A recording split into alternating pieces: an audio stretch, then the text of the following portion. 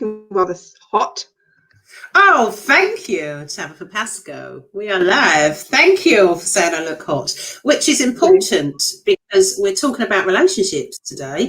And, you know, I'm a single Pringle, so got to show up as a little advert for myself, haven't I? You don't need to advertise.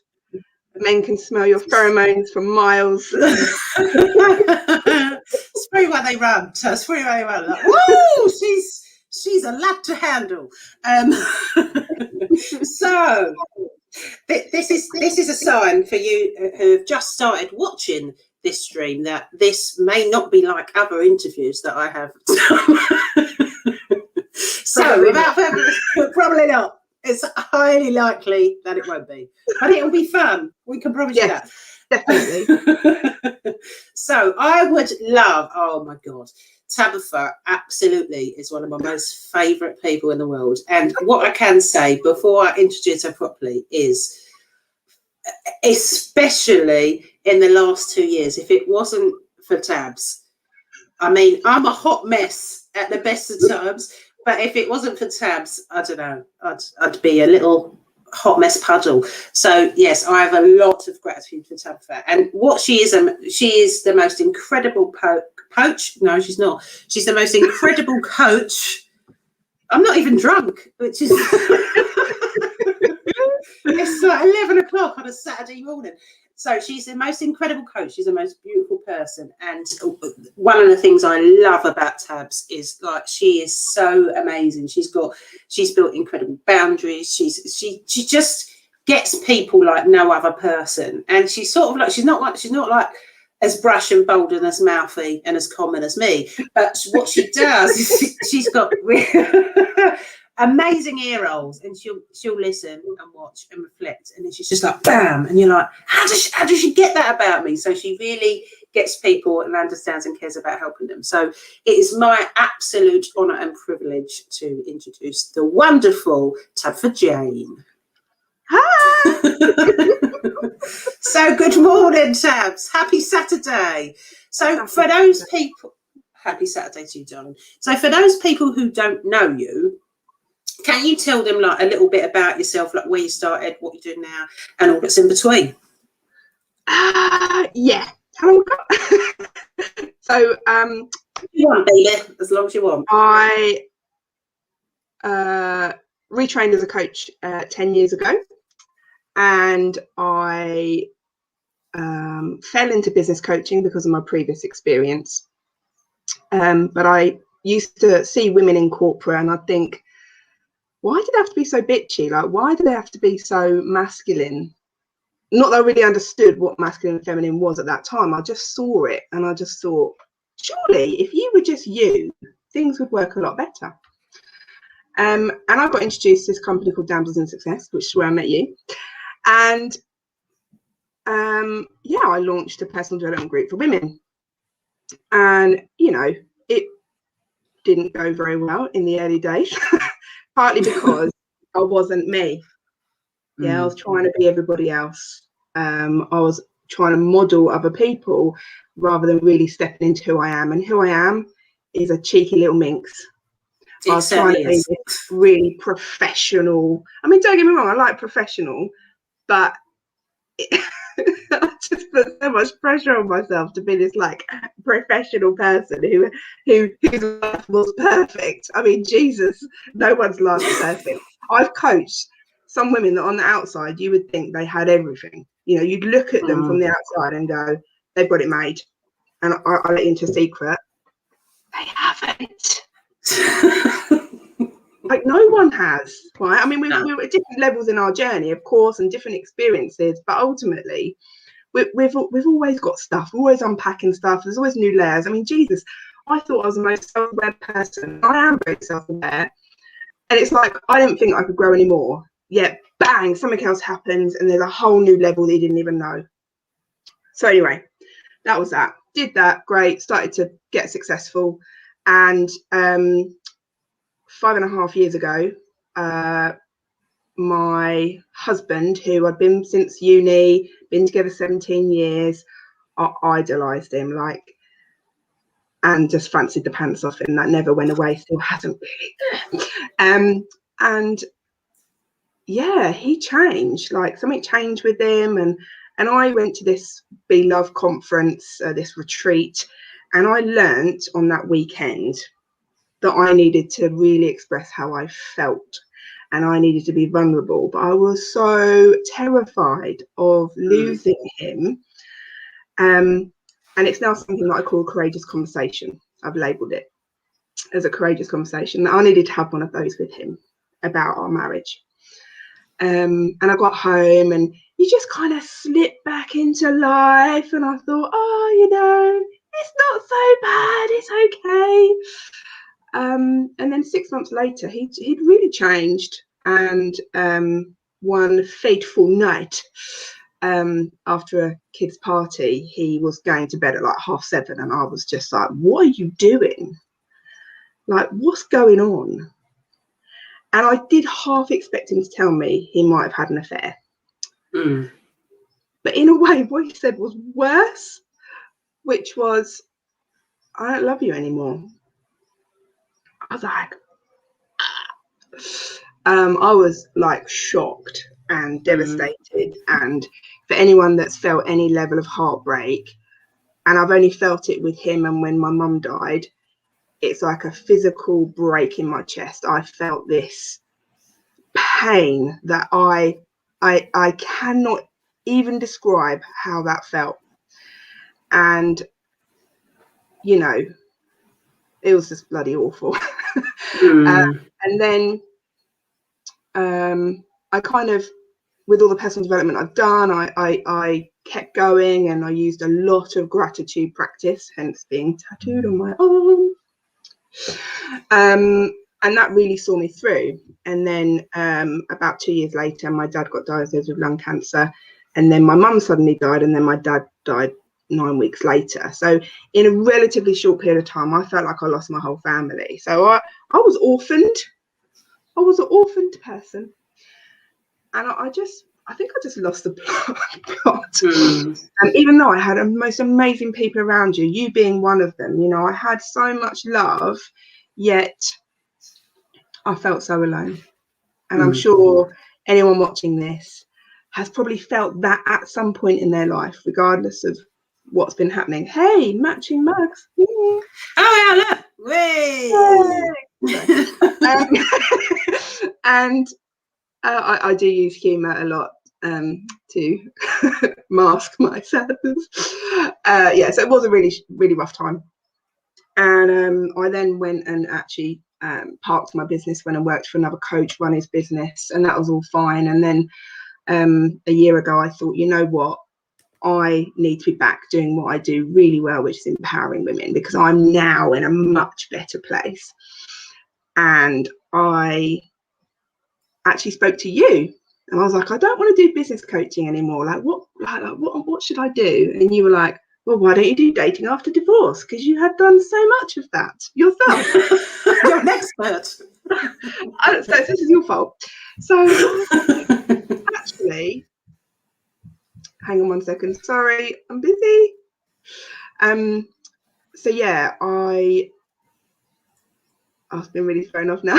Someone knocked on the door. You said I said do dating after divorce, and you thought, do dating after divorce. I've done so much dating, because when my husband left, I kind of went on this mental journey of pretty much living on I think I've tried every dating app there is. I've dated more men than hot dinners. Not that it not for any other reason, that I was desperately searching for someone to have in my life to replace what I thought I'd lost. And what I now know is you cannot look for your happiness outside of yourself. As much as you can desire a relationship, the thing is, when people say that, you go, that's really great, but how do you do it? And I think that's what I've really learned, is the how. So the journey that I've been on is like, I have now created something that accelerates that for other women. So ultimately, it's about working on yourself. It's about healing past. You know, we've all got stuff that needs healing.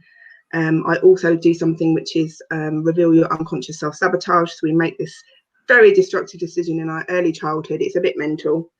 and that plays out for the rest of your life and can unconsciously sabotage your happiness, your success in life.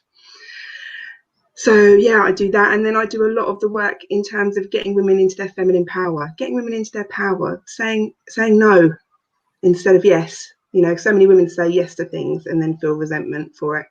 And even in the dating world, you know, we've talked a lot about this, is like giving your power away and over-investing too quickly. And that's what I see happen. And that's definitely what I did. I mean, I've been ghosted. I've been blocked. I've been stood up. I've been heartbroken many times. I've had every type of situation. I literally could write a book just on my dating experiences. In fact, I did have you should write a book. I did create a Facebook page. Some things, though, are never to be revealed. I'm just saying. Yeah, that's very true. But do you know what? My clients used to come round, and it was like, before our session, they'd be like, right, we just need an update because you tell so many funny stories, you know. So I'd be giving it, like, the sessions were always like 15 minutes longer because I was giving them an update. But basically I've created a program which is to really help women become a magnet, you know, because what makes a woman magnetic to a man is a woman who's happy, who's confident, who's, you know, loves herself, is happy in her own skin, has her own life. And that's really the work that I do. It's kind of getting you relationship ready. And that's what I love doing. I also help women who have been attracting successful businessmen whose relationships are failing. They're trying everything, but their wives are just not responding in their eyes.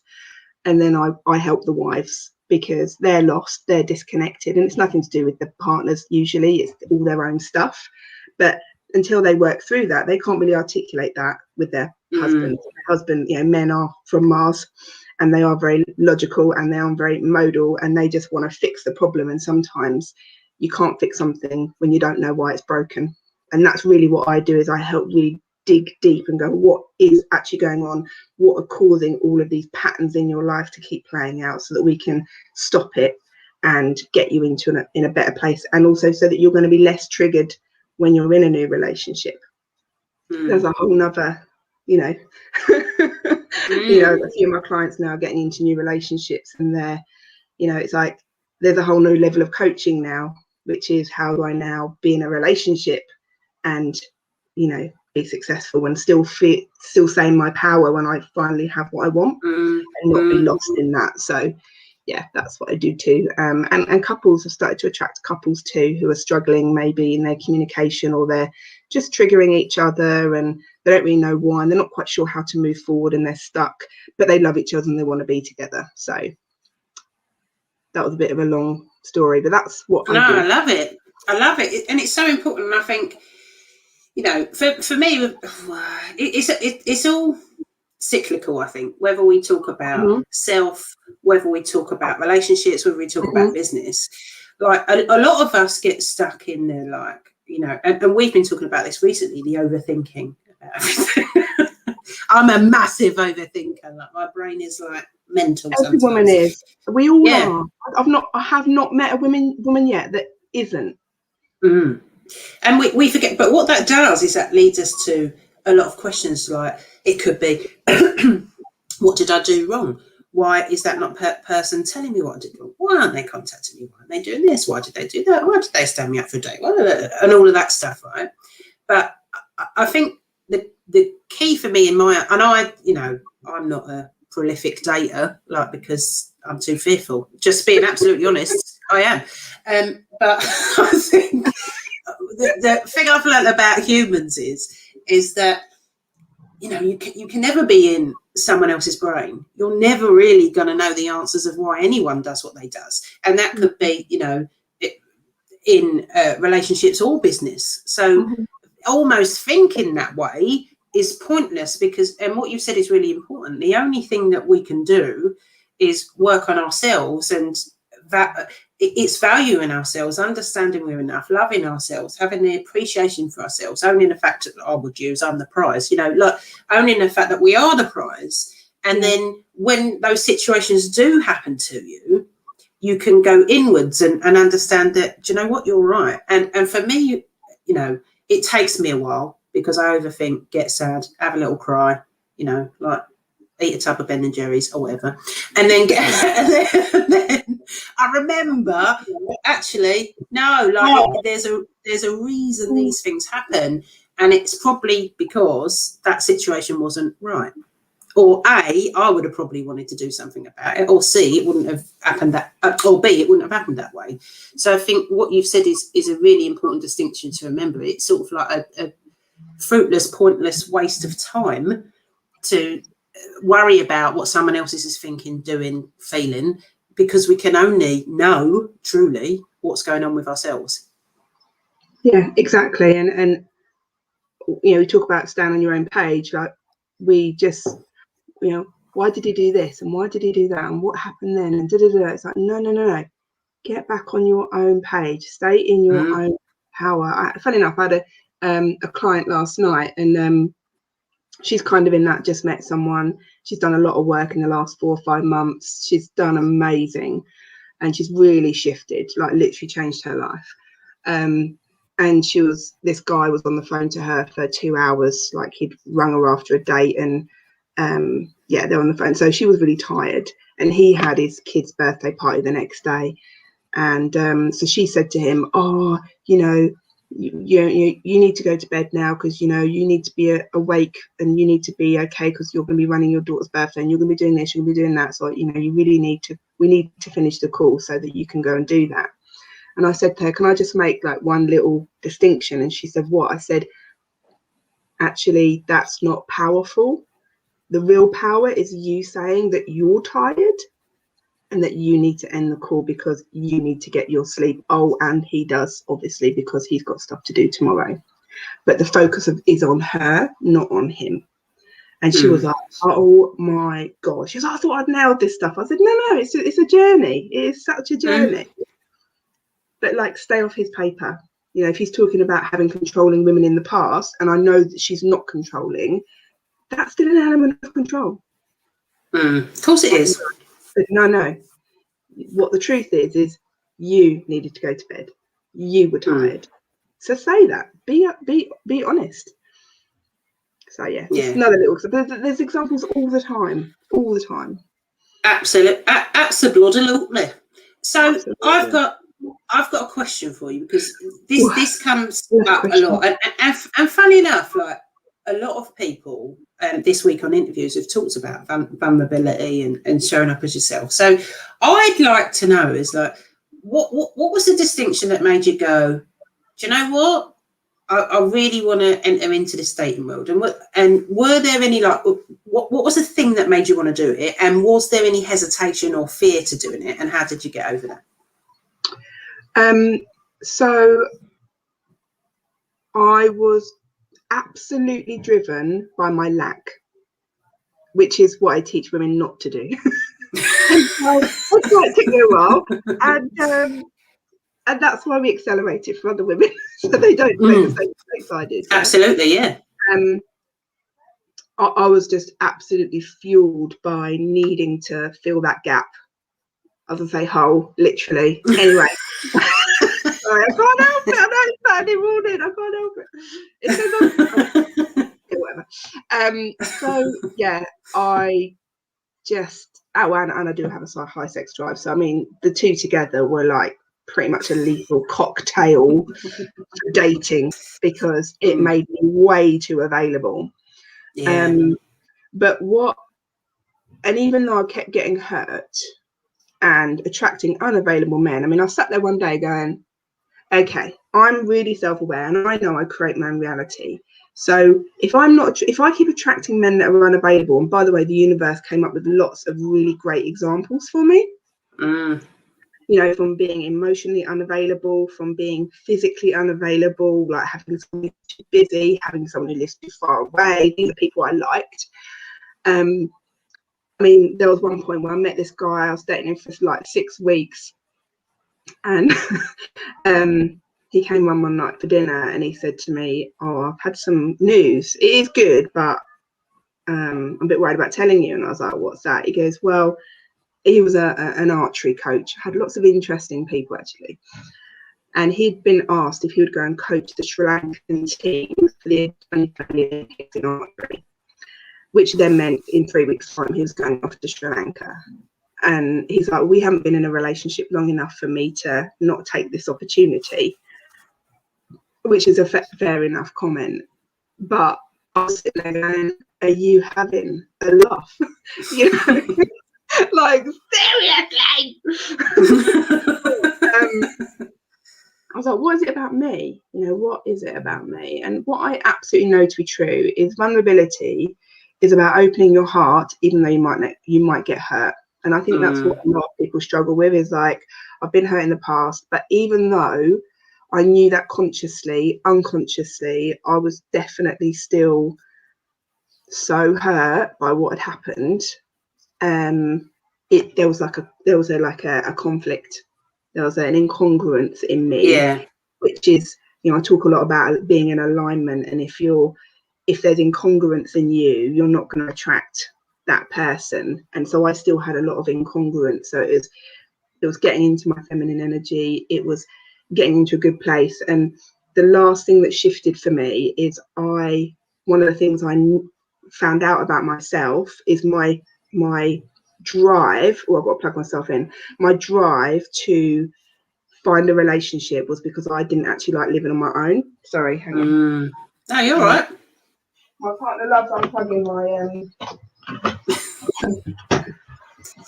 right. I'm back. Yes. So what was I saying now? You didn't want to live on your drive was because you didn't want to live on your own. Yeah, I didn't live on my own, exactly. And just as COVID happened, I suddenly realised I was going to be completely on my own, not just on my own, but as in not seeing anybody. And when my daughter and my husband, I shit my pants. I was like, oh my God. So I escaped to my friends in the Isle of Wight, and I stayed with her for a month. And I tell you what, by the end of that month, I could not wait to get my space back. I mean, I love her, but we were in a little tiny cottage. She was actually her holiday home, so it wasn't big enough for all of us.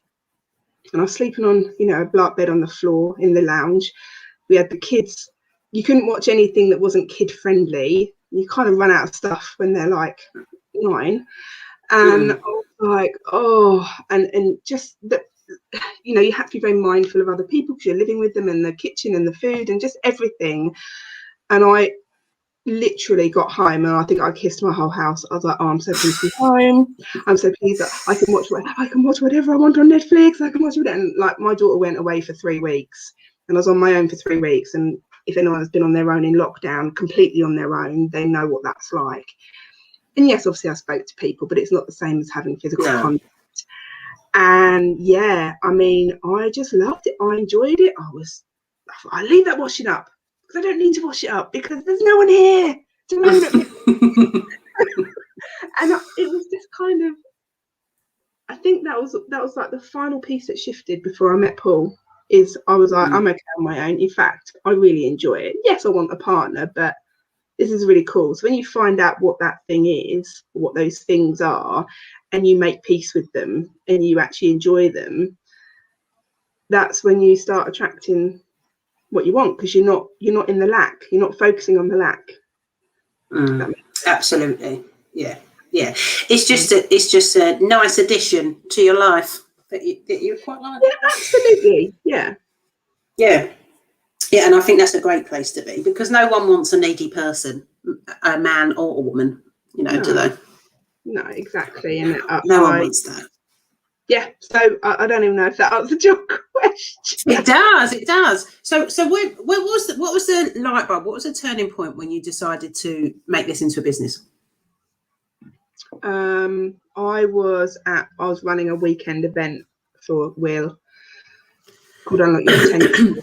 And one of the crew members, she's married, lovely lady, and she was just talking about her husband and just little niggles. So it's like nothing serious. They're happy together, but just some stuff that was annoying her.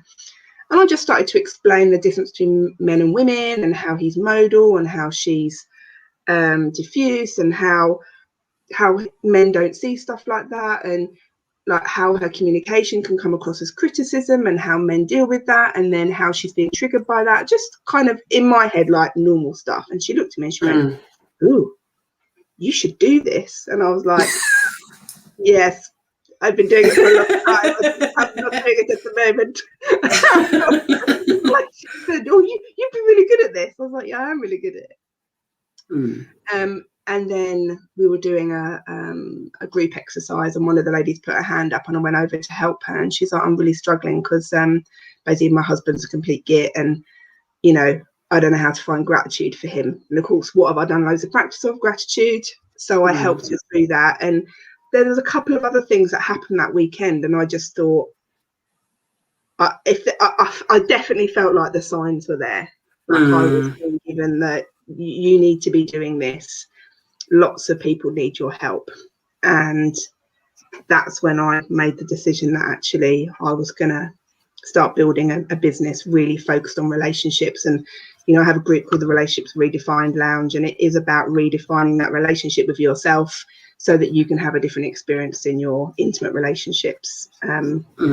But the work that I do then spills into every area. Same as the work with you, even though people might be coming to do their sales, they'll find that because of their increasing their confidence, it will impact other areas of their life. You know, absolutely. Both of us are the same. Absolutely. I love that. And just to mention that, I'll put the link for Tabs' free group in there. She, like me, is very giving and does amazing workshops and stuff like that. And she's got some very exciting news. I won't tell you. You can look at it in the group when you get in there. But if you are either single or in a relationship and want it to be a bit better, get in that group, because Tab shares some gold dust in there about, you know, and she does like free trainings, and it's just amazing. I'm in there. Come say hello. So I'll put the link in the comments in a minute.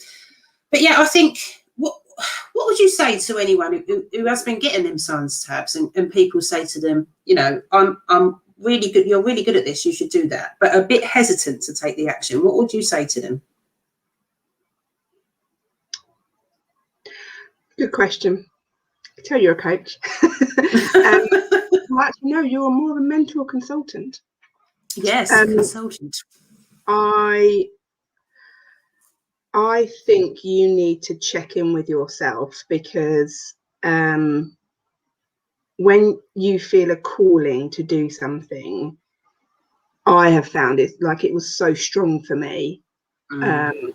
And I think it just inspires action when you're in that alignment, when you're in that slipstream, it just like happens.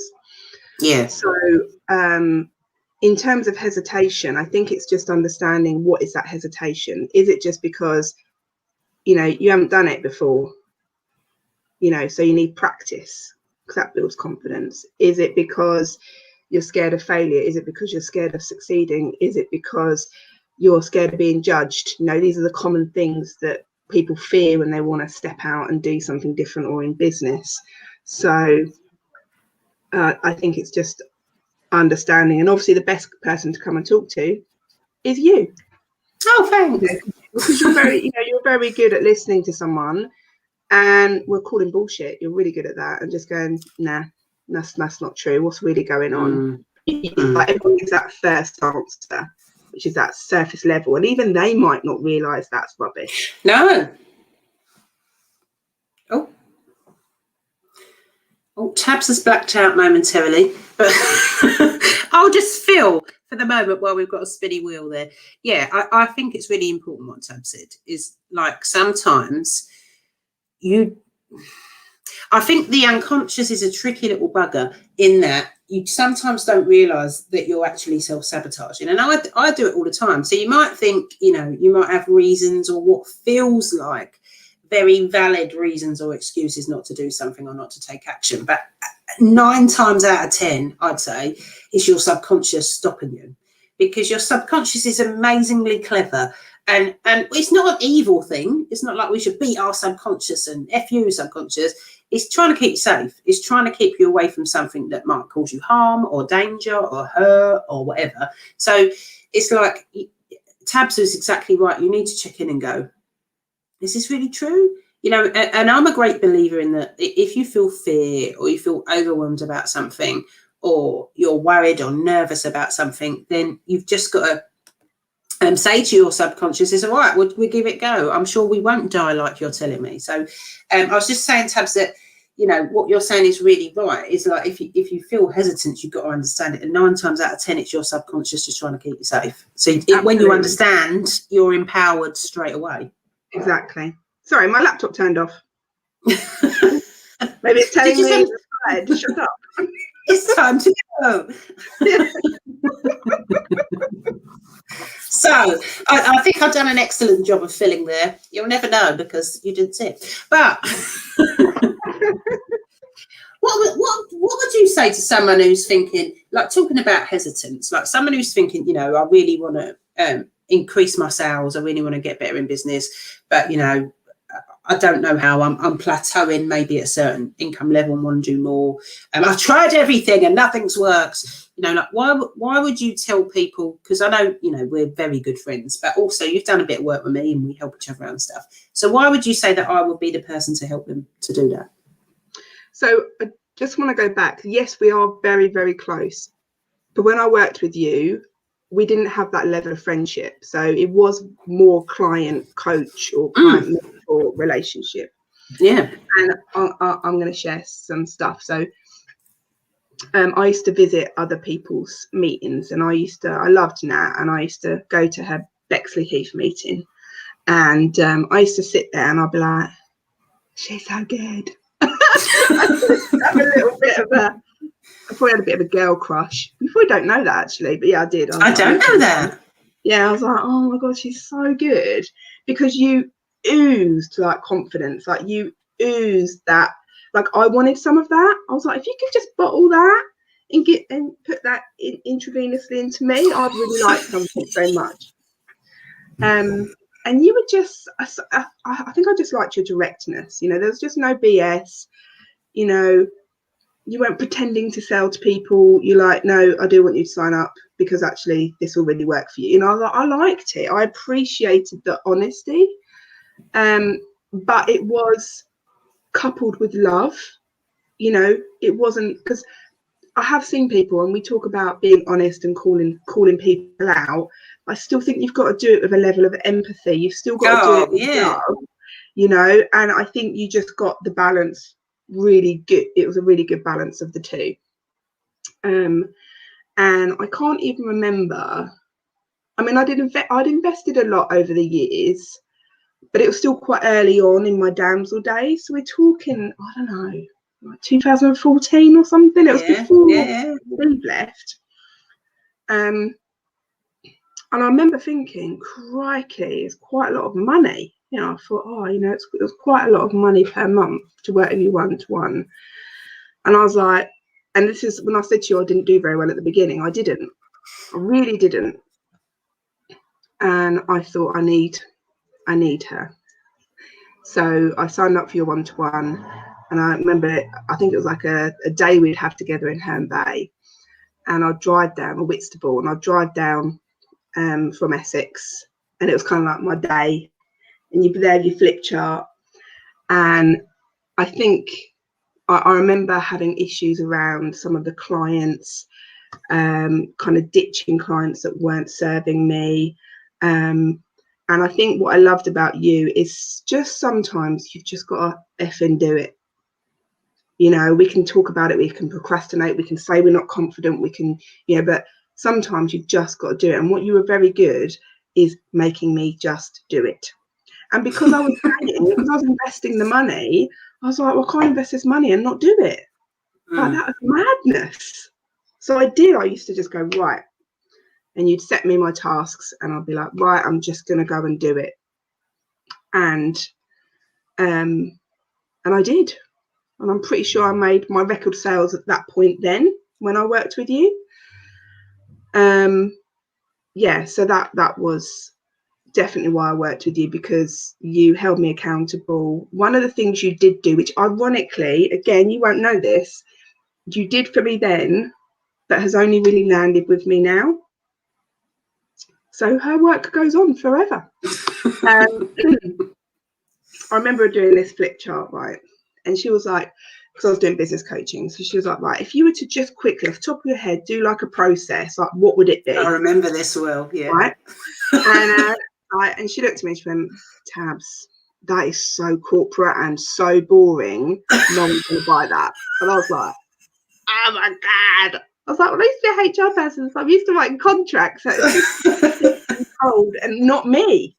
You know, and you were saying to me, you've got to bring your personality, you've got to bring who you are into your business. And I was still quite scared of doing that. And you were like, what are your favourite things in life? I know the answer to this. I immediately thought of this.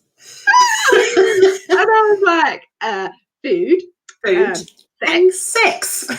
And sex, right? And so you were like, oh well, let's put together like analogies based on food and sex for your business. And it was like, you know, plugging the hole in your watering can or plugging your hole. It was all innuendos. And I looked at it and I was like, even though I loved it, I was like, no way am I ever going to do that. No. And even though I haven't got sex and food in all of my marketing, I don't hide that anymore. No, it isn't something that I hide, because that's who I am. I love food and I love sex. So, and I remember some months later, or maybe a year or two later, one of my members coming up to me at the end of the meeting.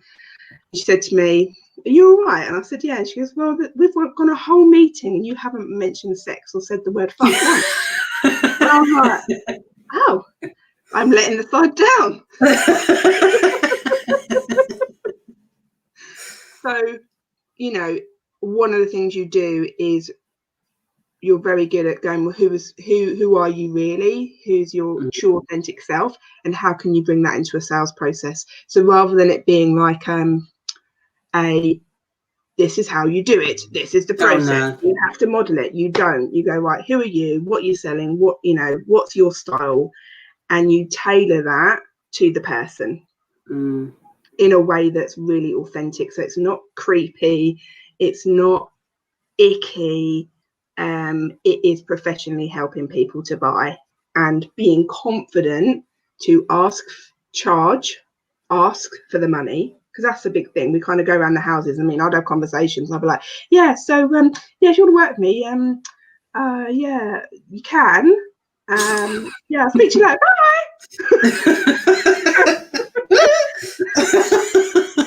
Bye. You know, where it's just kind of complicated. Yeah, this is what I charge, this is what I do, this is how I think I can help you. Do you want to go ahead? Simple. It is simple. Keep it simple. Yeah, thank you, Tabs. That's what you taught me to do. I learned some stuff there too. You did? I did. But I do remember that day. That was an awesome day. But yeah, I thank you very much. And what you said is so important. Funnily enough, I was having a conversation with one of the ladies who's just joined Sales Made Simple, because I am overgiving. I'm giving everyone an hour to sort of like plan out the year. And one of the things she started saying is, well, there's this person and this person that do a business like me.